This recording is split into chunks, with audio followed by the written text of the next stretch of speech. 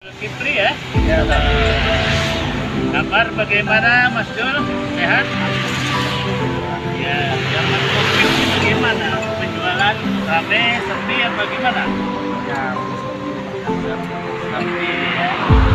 Tapi setiap hari selama ini sudah buka terus ya. Ya, ya. Kemudian bukanya mulai jam berapa?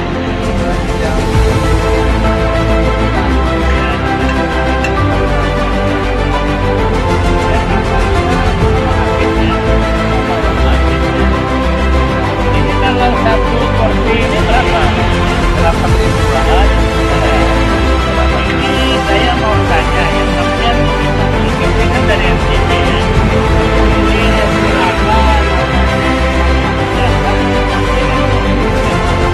apa sebenarnya yang khas itu? Yang menjadi ciri khas dibanding dengan es yang lain gitu, es campur yang lain. Ini karena gelasnya ada jeruk, Pak. Ada pakai. Oh, pakai jeruk. Oh, begitu ya. Jadi ini menjadi ciri khasnya ya. Oh, kalau campuran ini kan sama aja dengan es campur yang lain ya. Cuma jeruknya itu ya. Nah, kalau gulanya apa? Enggak gula aren atau gula apa?